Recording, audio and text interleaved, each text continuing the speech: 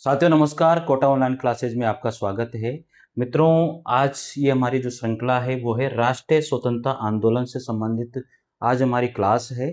और इसमें लगभग आप लोगों को मैं पॉलिटिकल साइंस के, भारतीय राज्य व्यवस्था के, संविधान के, इसी तरह से भारतीय इतिहास और संस्कृति के टोटल मिलाकर के 29,000 प्रश्नों की हमने श्रृंखला स्टार्ट करी है।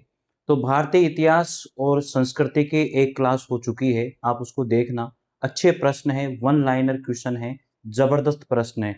इसी तरह से आज इसमें क्लास नंबर 1 है। ये किसकी क्लास नंबर 1 है? राष्ट्रीय स्वतंत्रता आंदोलन की। सभी भर्ती परीक्षाओं के लिए है और बहुत प्यारे प्रश्नों के साथ मैंने शुरू किया है। एक एक प्रश्न जो है बहुत अच्छा, मतलब आने वाला है प्रश्न ये आपके एग्जाम के अंदर। आप रिवाइज कीजिए, पढ़िए इनको, और लगभग 29,000 प्रश्न आप लोगों को मैं यहाँ पर करवाने वाला हूँ। तो चैनल से जरूर जुड़िएगा, चैनल को सब्सक्राइब कीजिएगा, लाइक और शेयर जरूर कीजिएगा वीडियो को। चले देखते हैं हम लोग किस तरह के प्रश्न हैं, आप लोगों को अच्छा लगेगा मेरे हिसाब से। एक एक प्रश्न के बारे में बात करेंगे हम लोग यहाँ पर। बहुत अच्छे प्रश्न है भाई, एक नंबर प्रश्न है और आपको अच्छा लगेगा। देखो, ये राष्ट्रीय स्वतंत्रता आंदोलन से संबंधित है पूरे के पूरे प्रश्न। तो एक एक प्रश्न देखते हैं यहाँ पर। भीमराव अंबेडकर ने डिप्रेस्ड क्लास एसोसिएशन की स्थापना कब की थी? यानी कि जो भीमराव अंबेडकर थे उनके द्वारा डिप्रेस्ड क्लास एसोसिएशन की स्थापना कब की गई थी? 1928 में की गई थी। ठीक है, भारतीय राष्ट्रीय स्वतंत्रता आंदोलन से संबंधित है। दूसरा प्रश्न आता है, बक्सर के युद्ध के समय दिल्ली का शासक कौन था? शाह आलम द्वितीय। क्या नाम था? बक्सर का जब युद्ध हुआ था उस समय दिल्ली का शासक कौन था? वो था शाह आलम द्वितीय। अगला प्रश्न है, 1913 में कांग्रेस अधिवेशन कहाँ आयोजित हुआ था? लखनऊ में। 1916 में जो कांग्रेस का अधिवेशन आयोजित हुआ था वो कहाँ पर आयोजित हुआ था? लखनऊ में आयोजित हुआ था। इसके बाद में फोर्थ नंबर पर है, कांग्रेस का पहला विभाजन किस वर्ष किया गया था? तो कांग्रेस का जो पहला विभाजन किया गया था वो 1907 में सूरत अधिवेशन में किया गया था। बहुत प्यारे प्रश्न हैं। अगला प्रश्न आता है 5वें नंबर पर, आधुनिक भारत का प्रथम पुरुष किसे कहा जाता है? आधुनिक भारत का जो प्रथम पुरुष है वो किसे कहा जाता है? वो है राजा राम मोहन राय को। आधुनिक भारत का प्रथम पुरुष किसे कहा जाता है? राजा राम मोहन राय को कहा जाता है। छठा प्रश्न हम लोग यहाँ पर देखते हैं, भारतीय राष्ट्रीय कांग्रेस की स्थापना के समय भारत का वाइसराय कौन था? Lord Dufferin. क्या नाम है? Lord Dufferin. ये तगड़ा प्रश्न है।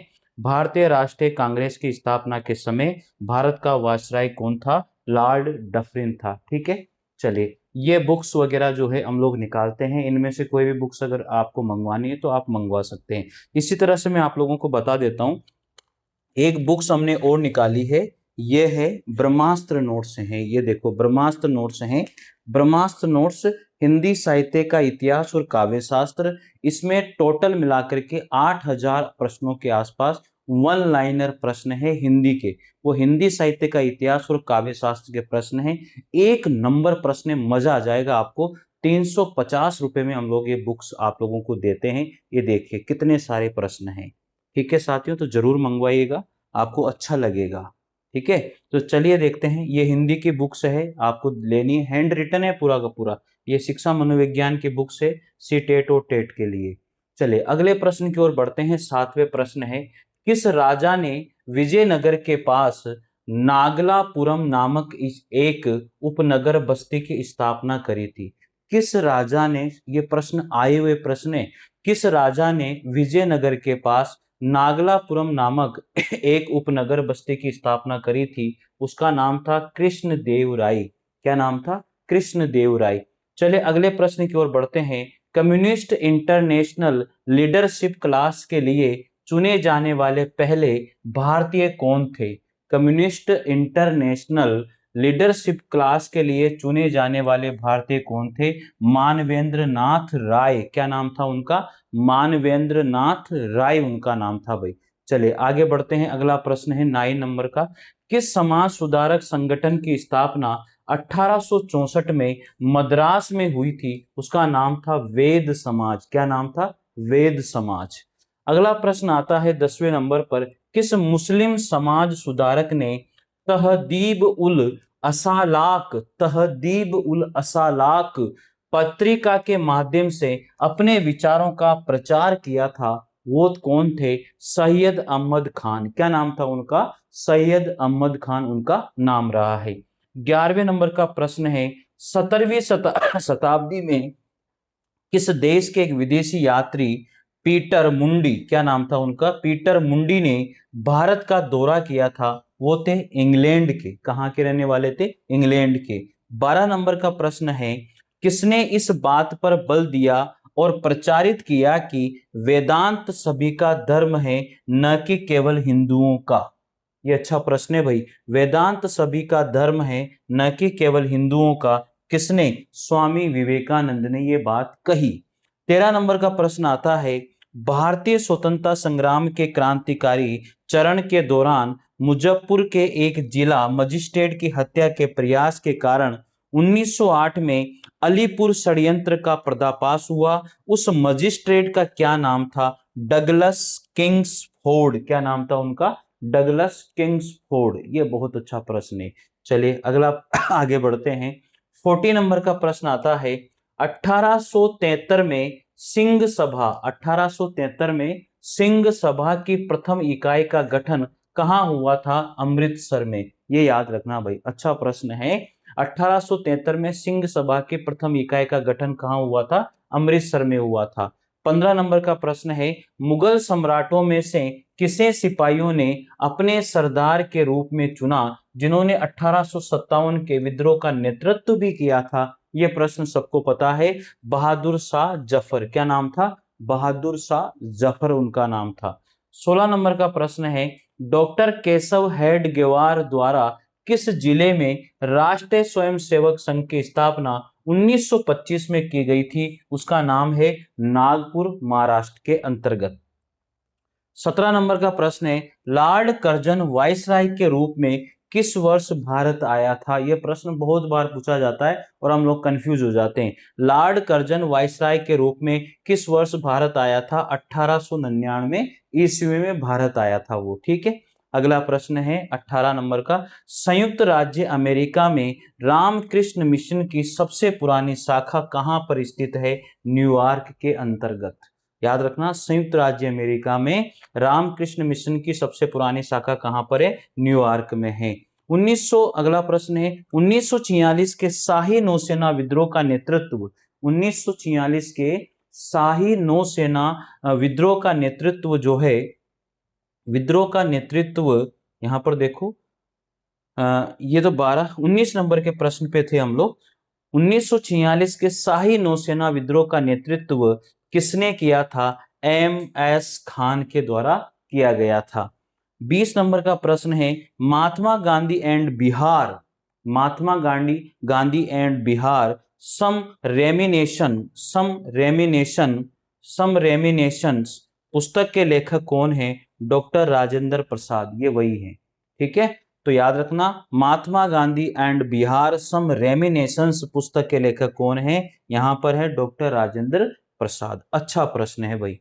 21 नंबर के प्रश्न पर आ जाइए, बहुत प्यारा प्रश्न है। 21 नंबर का प्रश्न बहुत प्यारा प्रश्न है। स्वतंत्रता आंदोलन की वयोवृद्ध महिला के रूप में विख्यात कौन रही है? उसका नाम था अरुणा आसफ अली। क्या नाम था? स्वतंत्रता आंदोलन की वयोवृद्ध महिला के रूप में विख्यात थी, उसका नाम था अरुणा आसफ अली। क्या नाम था? अरुणा आसफ अली। इसके बाद में 22 नंबर का प्रश्न है, जवाहरलाल नेहरू की अस्थायी सरकार में श्रम मंत्री कौन थे? बाबू जगजीवन राम। क्या नाम था? बाबू Jagjivan Ram.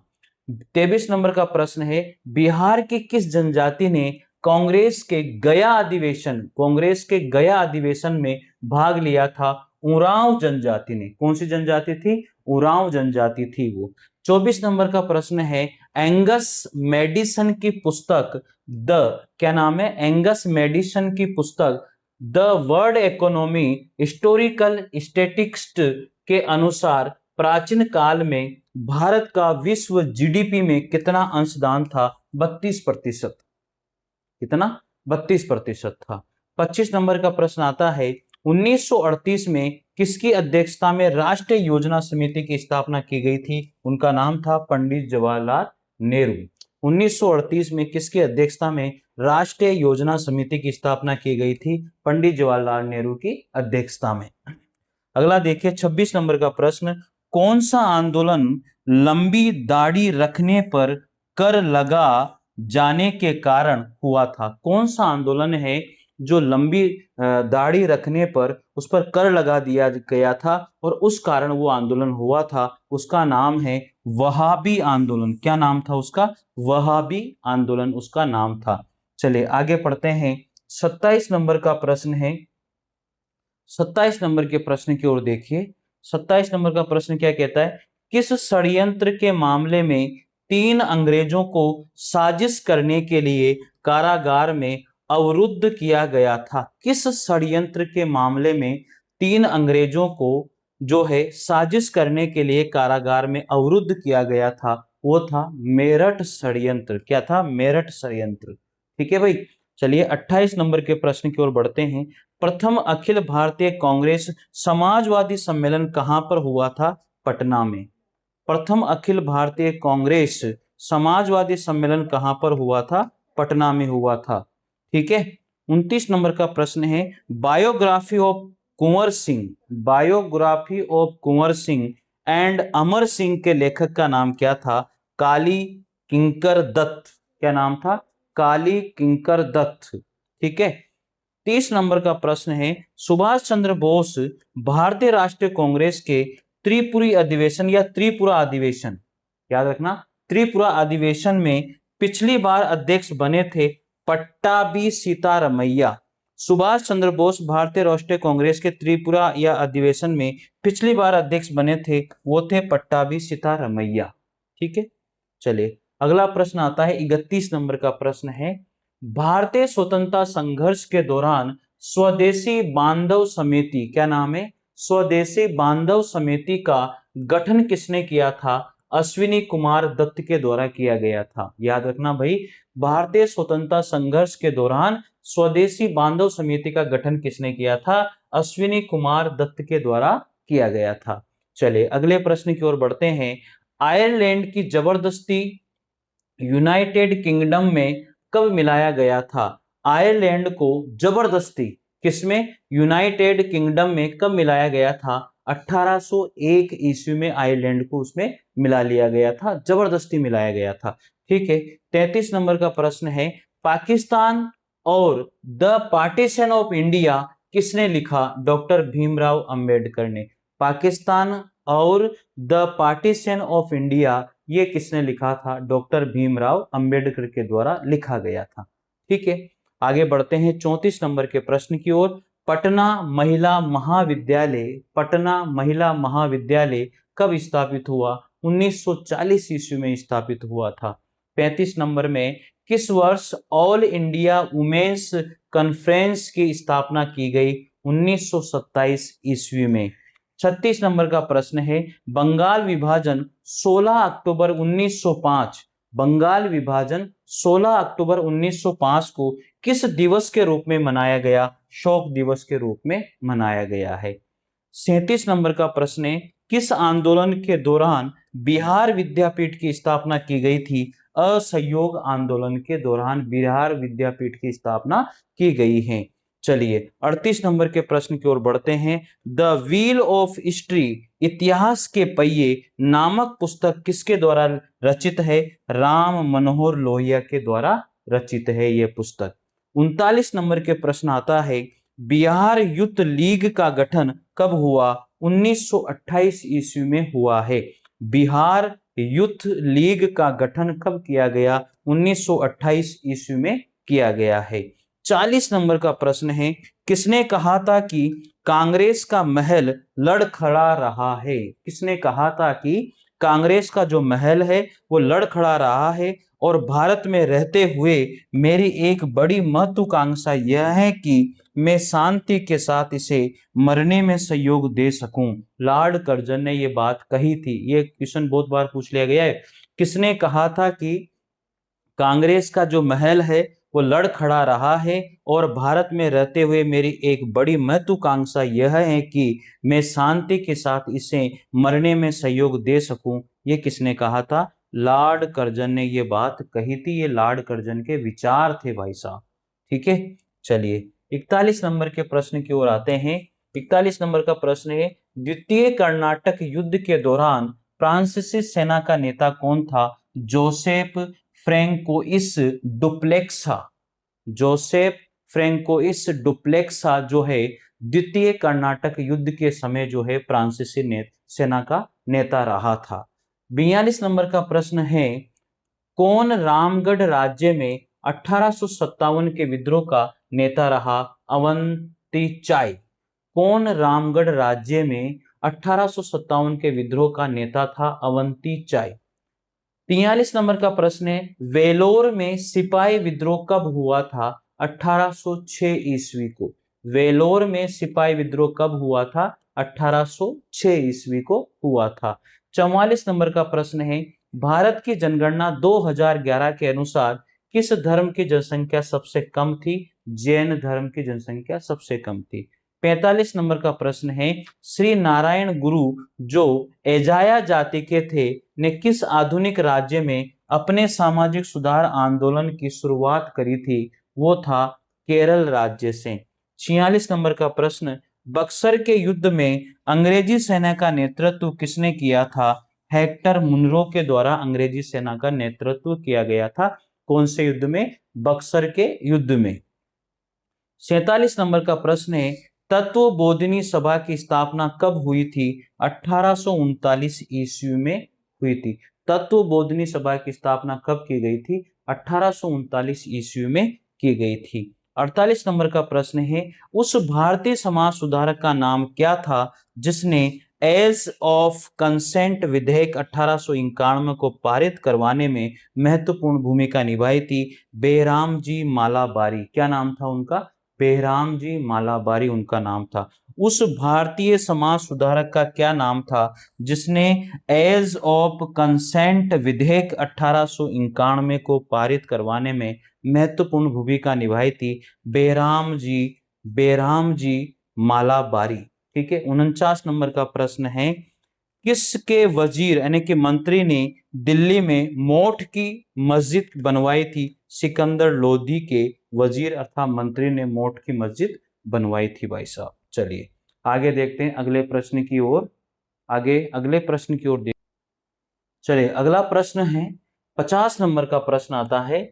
50 number, why I am an atheist.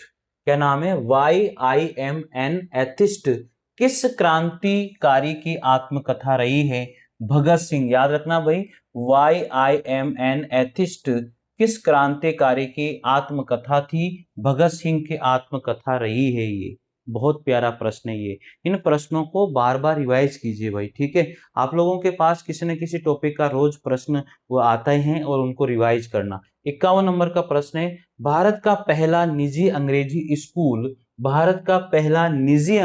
School 1829 में गौर मोहन एडी द्वारा खोला गया था। क्या नाम था उसका? Oriental seminary. क्या नाम था उसका? ओरिएंटल सेमिनरी उस स्कूल का नाम रहा है। भारत का पहला निजी अंग्रेजी स्कूल जो किसने खोला? 1829 में गौर मोहन एडी द्वारा खोला गया था और वो ओरिएंटल सेमिनरी ये नाम था उसका। ठीक है।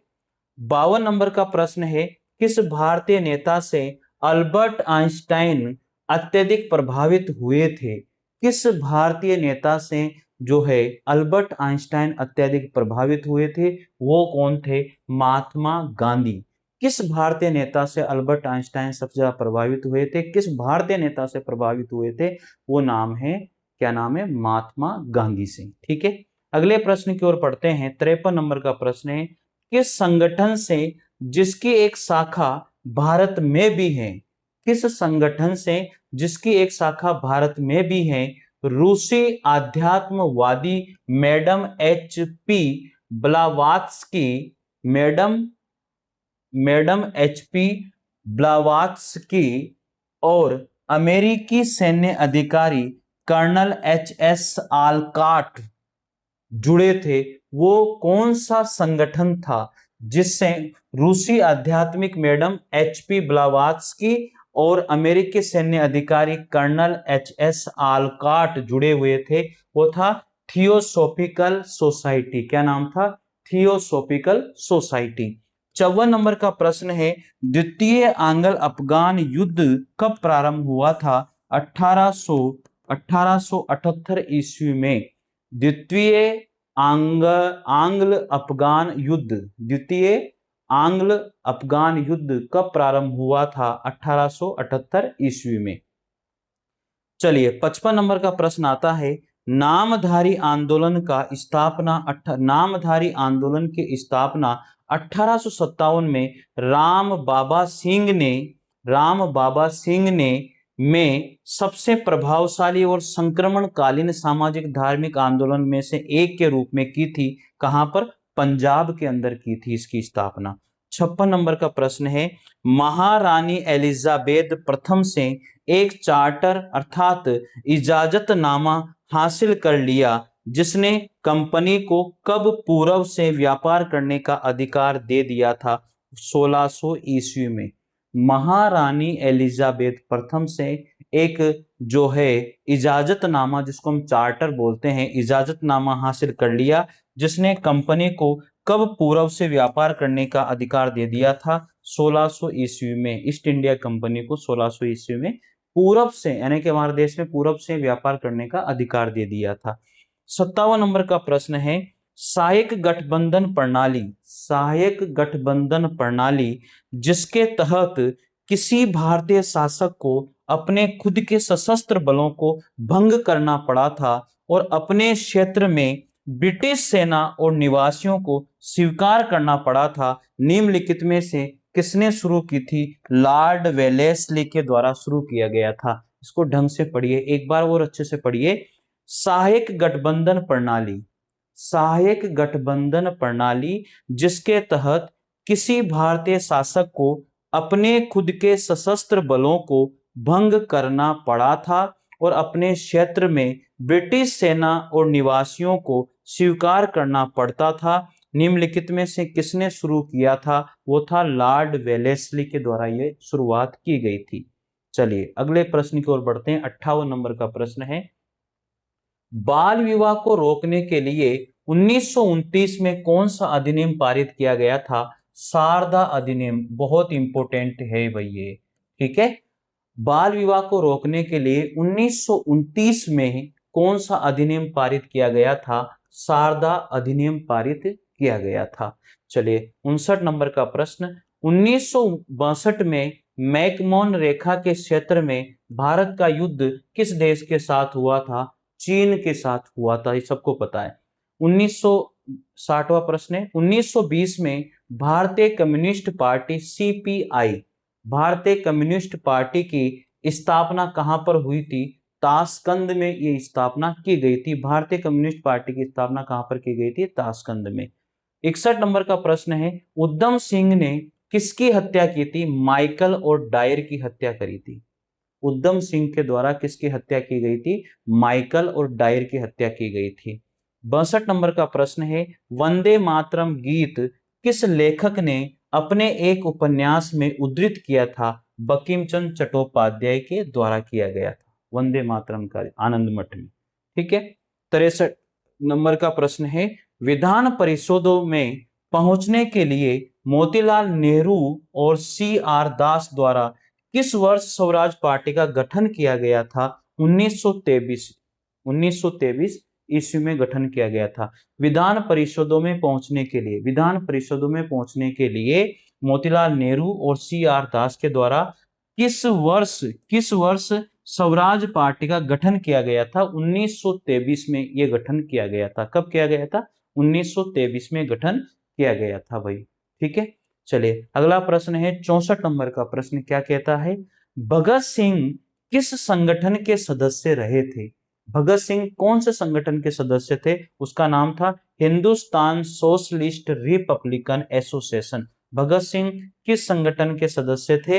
Hindustan socialist Republican association, socialist Republican association. 65 number का प्रश्न है, ब्रिटिश औपनिवेशिक अधिकारियों द्वारा किसको भारतीय अशांति का जनक माना जाता है? बाल गंगाधर तिलक को। ब्रिटिश अधिकारी जो है किसको अशांति का जनक मानते हैं? बाल गंगाधर तिलक को अशांति का जनक मानते हैं। ब्रिटिश औपनिवेशिक अधिकारियों द्वारा, ब्रिटिश औपनिवेशिक जो अधिकारी थे उनके द्वारा किसको भारतीय अशांति का जनक माना जाता है? बाल गंगाधर तिलक को अशांति का जनक ब्रिटिश अधिकारी मानते थे। किसको? बाल गंगाधर तिलक को।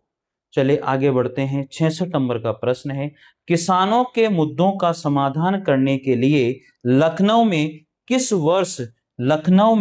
वर्ष अखिल भारतीय किसान सभा की स्थापना की गई थी? याद रखना, किसानों के मुद्दों का समाधान करने के लिए लखनऊ में किस वर्ष अखिल भारतीय किसान सभा की स्थापना की गई थी? वो वर्ष कौन सा था? 1936। क्या नाम था? 1936 में की गई थी। 67 नंबर का प्रश्न है, मेरठ के सिपाहियों ने मुगल सम्राट बहादुर शाह से मिलने के लिए लाल किले के द्वार पर पहुंचे थे 11 मई 1857 को। मेरठ के सिपाहियों ने मुगल सम्राट बहादुर शाह से मिलने के लिए लाल किले पर के द्वार पर मेरठ के जो सिपाही थे बहादुर शाह से मिलने के लिए वो लाल किले के द्वार पर पहुंचे थे। कब पहुंचे थे? 11 मई 1857 को ये पहुंच गए थे। चलिए आगे बढ़ते हैं। अब 68 नंबर का प्रश्न क्या कहता है, भारत के संसद भवन, जो पुराना संसद भवन है उसकी बात कर रहे हैं। भारत के पुराने संसद भवन के वास्तुकार किसको माना जाता है? Edwin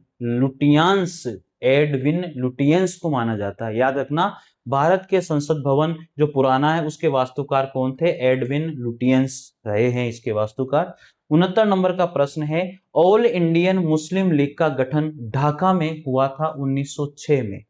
all Indian Muslim league का जो गठन है वो कब हुआ था? ढाका में हुआ था और 1906 में ढाका में ये गठन किया गया था। 70 नंबर का प्रश्न है, किस स्वतंत्रता सेनानी को आधुनिक भारत का जनक, किस स्वतंत्रता सेनानी को आधुनिक भारत का जो जनक है, आधुनिक भारत का जनक माना जाता है? उसका नाम है राजा राम मोहन राय। किस स्वतंत्रता सेनानी को आधुनिक भारत का जनक माना जाता है? उसका नाम है राजा राम मोहन राय। क्या नाम है? राजा राम मोहन राय। अगला प्रश्न है 71 नंबर का, मोतीलाल नेहरू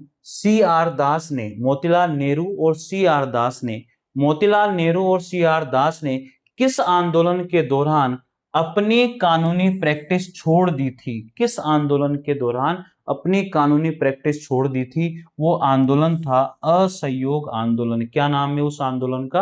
असहयोग आंदोलन रहा है। चलिए 72 नंबर का प्रश्न है, कौन सा व्यक्तित्व अलीगढ़ आंदोलन से संबंधित है? सैयद अहमद खान। कौन ऐसा व्यक्ति है जो अलीगढ़ आंदोलन से संबंधित ज्यादा रहा था? उसका नाम था सैयद अहमद खान। 73 नंबर का प्रश्न है, मुगल साम्राज्य के सेनापति जयसिंह प्रथम और शिवाजी के बीच एक पुरंदर की संधि हुई थी, वो कब हुई थी? 1665 में। मुगल जो साम्राज्य थे उसका सेनापति था जयसिंह प्रथम। क्या नाम था उसका? जयसिंह प्रथम था। और एक शिवाजी थे, दोनों के बीच में पुरंदर की संधि होती है और ये होती है 1665 ईस्वी में। कब होती है? 1665 ईस्वी में होती है। आगे पढ़िए, लौह स्तंभ किस स्थान पर स्थित है? दिल्ली में है। भारतीय राष्ट्रीय कांग्रेस में विभाजन हुआ 1907 में। भारतीय राष्ट्रीय कांग्रेस के अंदर जो विभाजन हुआ था वो कब हुआ था? 1907 ईस्वी में किया गया था। चलिए 76 नंबर के प्रश्न को पढ़ते हैं, ज्योतिबा फुले ने किस संगठन की स्थापना की थी? सत्य शोधक समाज। ज्योतिबा फुले ने किस संगठन की स्थापना की थी? सत्य शोधक समाज संगठन की स्थापना ज्योतिबा फुले के द्वारा की गई थी। 77 नंबर का प्रश्न आता है, 1925 में काकोरी ट्रेन एक्शन में कौन सा स्वतंत्रता सेनानी शामिल था जिसके लिए ब्रिटिश सरकार ने उन्हें मौत की सजा सुनाई थी? राम प्रसाद बिस्मिल, क्या नाम था उसका? राम प्रसाद बिस्मिल। 1925 में 1925 में काकोरी ट्रेन एक्शन में कौन सा स्वतंत्रता सेनानी शामिल था जिसके लिए ब्रिटिश सरकार ने उन्हें मौत की सजा सुनाई थी? और उसका नाम था राम प्रसाद बिस्मिल। ठीक है भैया। 78 नंबर का प्रश्न है, खुदाई खिदमतगार नामक अहिंसक आंदोलन के संस्थापक किसको माना जाता है?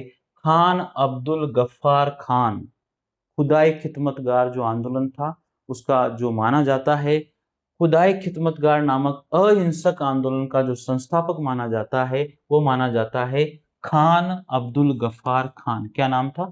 खान अब्दुल गफ्फार खान। चलिए 79 नंबर का जो प्रश्न है उसको देखिए। गांधी इरविन समझौता, गांधी इरविन समझौते पर कब हस्ताक्षर किए गए थे? 1931 को। गांधी इरविन समझौते पर हस्ताक्षर कब किए गए थे? 1931 ईस्वी को किए गए थे। 80 नंबर का प्रश्न है, कौन से स्वतंत्रता सेनानी उत्तर प्रदेश राज्य की राज्यपाल बनने वाली पहली महिला थी? उसका नाम था सरोजी नायडू। क्या नाम था उसका? सरोजी नायडू उसका नाम रहा है। 81 नंबर में है, सहायक गठबंधन 1798 में किसके द्वारा तैयार की गई एक प्रणाली थी? लॉर्ड वेलेजली की। सहायक गठबंधन 1998 में किसके द्वारा तैयार की गई एक प्रणाली थी? उसका नाम था लॉर्ड वेलेजली। क्या नाम था उसका? लॉर्ड वेलेजली उसका नाम था। 82 नंबर, महात्मा गांधी को राष्ट्रपिता की उपाधि किसने दी थी? सुभाष चंद्र बोस ने दी थी। महात्मा गांधी को राष्ट्रपति की उपाधि किसके द्वारा, सॉरी, राष्ट्रपिता की उपाधि किसने दी थी? सुभाष चंद्र बोस के द्वारा। 83 नंबर का प्रश्न है, किस घटना के बाद फरवरी 1922 में महात्मा गांधी ने असहयोग आंदोलन बंद कर दिया था? किस घटना के बाद महात्मा गांधी ने असहयोग आंदोलन, किस घटना के बाद फरवरी 1922 में महात्मा गांधी ने असहयोग आंदोलन बंद कर दिया था? चोरी चोरा कांड जो घटना हुई उसके बाद में असहयोग आंदोलन बंद कर दिया था फरवरी 1922 में महात्मा गांधी के द्वारा। 84 नंबर का प्रश्न है, स्वतंत्रता से पूर्व भारत में गरीबी रेखा की अवधारणा पर चर्चा करने वाले पहले व्यक्ति कौन थे? दादा भाई नेहरू जी। स्वतंत्रता से पूर्व भारत में गरीबी की अवधारणा पर चर्चा करने वाले पहले व्यक्ति थे दादा भाई नेहरू जी। ठीक है। 85 नंबर का प्रश्न है, भारत के किस स्वतंत्रता सेनानी ने लखनऊ में 1857 के प्रसिद्ध विद्रोह सिपाही विद्रोह का नेतृत्व किसने किया था? बेगम हजरत महल के द्वारा किया गया था। किसके द्वारा किया गया था? बेगम हजरत महल के द्वारा किया गया था। भाई याद रखना, भारत के किस स्वतंत्रता सेनानी ने लखनऊ में 1857 के प्रसिद्ध विद्रोह सिपाही विद्रोह का नेतृत्व किसने किया था? बेगम हजरत महल के द्वारा किया गया था। हो जाएगा याद। चले अगले प्रश्न की ओर बढ़ते हैं। 86 नंबर का प्रश्न है, महात्मा गांधी जी ने किस स्वतंत्रता संग्राम आंदोलन के दौरान करो या मरो का आह्वान किया था या नारा दिया था? भारत छोड़ो आंदोलन। महात्मा गांधी ने जो है किस स्वतंत्रता संग्राम या किस स्वतंत्रता आंदोलन के दौरान करो या मरो का आह्वान किया था या नारा दिया था? वो था, कौन सा था? भारत छोड़ो आंदोलन। 87 नंबर का प्रश्न है, एक नाटक में हेमा ने कहा था स्वराज मेरा जन्मसिद्ध अधिकार है। एक नाटक था जिसमें हेमा ने कहा था कि स्वराज मेरा जन्मसिद्ध अधिकार है और मैं इसे लेकर रहूंगा। ये नारा किस भारतीय स्वतंत्रता सेनानी ने दिया था? किसने दिया था? लोकमान्य बाल गंगाधर तिलक के द्वारा। देखो एक नाटक था उसमें हेमा के द्वारा कहा था कि मेरा जन्म सिद्ध अधिकार है, मैं इसे लेकर के रहूंगा, लेकिन उसी बात को रिपीट किया था किसके द्वारा? लोकमान्य बाल गंगाधर तिलक के द्वारा। भारतीय स्वतंत्रता एक सेनानी रहे, उनके द्वारा फिर इसको रिपीट किया गया था। लेकिन पहली बार एक नाटक था उसमें कहा था हेमा ने। इस बात का ध्यान रखना भाई। 88 नंबर का प्रश्न है, भारतीय और यूरोपीय मजिस्ट्रेट को समान स्तर पर लाने के लिए लॉर्ड रिपन के कार्यकाल के दौरान एल्बर्ट बिल कब पारित किया गया था? 1883 में। 1883 में पारित किया गया था। ठीक है, चलिए 89 नंबर का प्रश्न है, कौन 1773 से 1785 तक गवर्नर जनरल रहा था? Warren Hastings. क्या नाम था? Warren Hastings. 1773 से 1785 तक। 90 नंबर का, जब भारत में डॉक्ट्रिन ऑफ लैप्स लागू किया गया तब भारत का गवर्नर जनरल कौन था? लॉर्ड डलहौजी। याद हो जाएगा, क्या नाम था? लॉर्ड डलहौजी। ठीक है, देखो एक बार, जब भारत में डॉक्ट्रिन ऑफ लैप्स लागू किया गया था तब भारत का गवर्नर जनरल कौन था? लॉर्ड डलहौजी था। 91, भारत की कौन सी स्थापत्य शैली लटकती बालकनियों और मेहराबदार कार्निस के उपयोग के लिए प्रतिष्ठित थी? वो शैली थी राजपूत शैली। क्या नाम था? भारत की कौन सी स्थापत्य शैली थी जो लटकती बालकनियों और मेहराबदार कार्निस के उपयोग के लिए प्रतिष्ठित थी? वो थी राजपूत शैली। अगला प्रश्न आता है, किसने विधवा पुनर्विवाह संघ की स्थापना करी थी? पंडित विष्णु शास्त्री के द्वारा। ये याद रखना भाई, अच्छा प्रश्न है ये। किसने विधवा पुनर्विवाह संघ की स्थापना की थी? पंडित विष्णु शास्त्री ने। 93 नंबर का प्रश्न है, ब्रिटिश भारत के अंतिम गवर्नर जनरल कौन थे? Lord Mountbatten. क्या नाम था? Lord Mountbatten. ब्रिटिश भारत के अंतिम गवर्नर जनरल कौन थे? Lord Mountbatten. याद हो जाएगा। चलिए अगले प्रश्न की ओर बढ़ते हैं। 94 नंबर का प्रश्न है, बाजीराव प्रथम या बाजीराव बल्लाल के पुत्र कौन था? पेशवा बाजीराव विश्वनाथ। बाजीराव प्रथम बोलो या बाजीराव बल्लाल बोलो, उसके पुत्र का नाम था पेशवा बालाजी विश्वनाथ।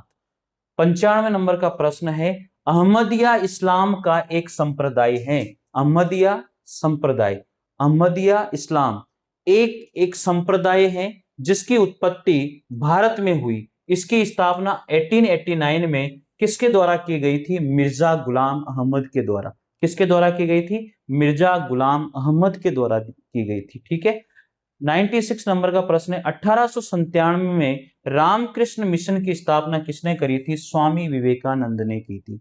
याद रखना, 1897 में रामकृष्ण मिशन की स्थापना किसने करी थी? स्वामी विवेकानंद के द्वारा की गई थी। याद हो जाएगा। 97 नंबर का प्रश्न है, 1817 में the history of British India, the history of British India किसके द्वारा लिखी गई? जेम्स मिल के द्वारा लिखी गई थी। किसके द्वारा? जेम्स मिल के द्वारा। 98 नंबर का प्रश्न है, स्वतंत्रता सेनानियों में कौन 1885 में पुणे में फर्ग्यूसन कॉलेज के संस्थापकों में से एक था? बाल गंगाधर तिलक। याद रखना इस प्रश्न को, क्या नाम है? स्वतंत्रता सेनानियों में कौन 1885 में पुणे में फर्ग्यूसन कॉलेज के संस्थापकों में एक था? उसका नाम था बाल गंगाधर तिलक। याद हो जाएगा ये। चलिए अगले प्रश्न की ओर बढ़ते हैं। 99 नंबर का, 1918 में महात्मा गांधी ने किस मजदूरों के लिए या किन मजदूरों के लिए हड़ताल का सफलतापूर्वक नेतृत्व किया था? मिल मजदूरों के लिए। 1918 की बात है ये। मिल मजदूरों के लिए 1918 में महात्मा गांधी ने एक जो है हड़ताल करी थी, मजदूर हड़ताल। ठीक है, मजदूरों के लिए यह हड़ताल की गई थी। ठीक, 100 नंबर का प्रश्न क्या कहता है, भारतीय राष्ट्रीय कांग्रेस ने 1929 में किसकी अध्यक्षता में पूर्ण स्वराज प्रस्ताव पारित किया था? पंडित जवाहरलाल नेहरू के द्वारा प्रस्ताव पारित किया गया था। एक बार सुनिए, भारतीय राष्ट्रीय कांग्रेस ने 1929 में किसकी अध्यक्षता में पूर्ण स्वराज प्रस्ताव पारित किया था? पंडित जवाहरलाल नेहरू की अध्यक्षता में। चलिए 101 नंबर का प्रश्न है, भगत सिंह, सुखदेव और राजगुरु, तीन लोग थे। भगत सिंह, सुखदेव और राजगुरु को फांसी दी गई थी 23 मार्च 1931 को। इनको जो फांसी मिली थी वो कब मिली थी? 23 मार्च 1931 को इनको सजा दी गई थी फांसी की। 102 नंबर का प्रश्न है, किसकी स्थापना दादोबा पांडुरंग, किसकी स्थापना दादोबा पांडुरंग और उनके भाई थे आत्माराम पांडुरंग ने 1867 में की थी? उसका नाम था प्रार्थना समाज या प्रार्थना समाज। याद रखना, किसकी स्थापना, यानी कि प्रार्थना समाज की स्थापना दादोबा पांडुरंग और उनके भाई का नाम था आत्माराम पांडुरंग। 1867 में यह प्रार्थना समाज की स्थापना करते हैं।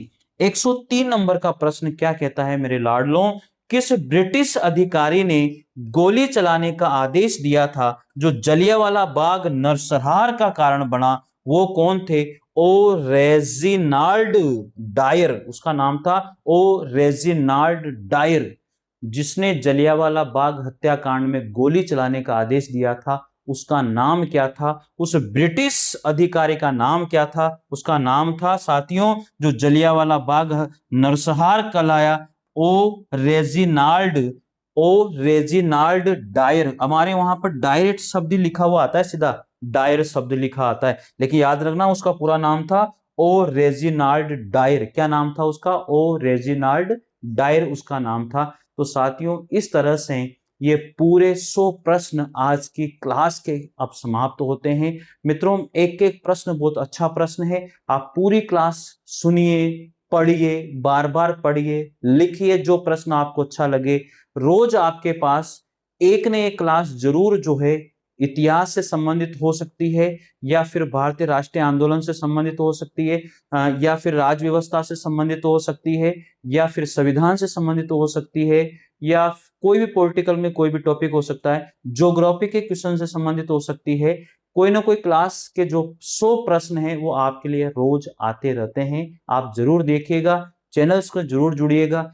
एक वीडियो आपके पास वैकेंसीज का वीडियो भी आता है, जिसमें मैं आप लोगों को बताता हूं कि यहाँ पर ये वैकेंसी निकली हुई है, आप इसके फॉर्म इस तरह से भरिए, इसको डालिए। साथियों, चैनल से जरूर जुड़ना, टेलीग्राम चैनल से जरूर जुड़ना, क्योंकि डिस्क्रिप्शन में मैंने लिंक दिया हुआ है, टेलीग्राम चैनल का लिंक है, वहां से आप उस पर क्लिक करके टेलीग्राम चैनल से जरूर जुड़ जाना। ये सभी पीडीएफ आपको वहां पर ही मिलेगी।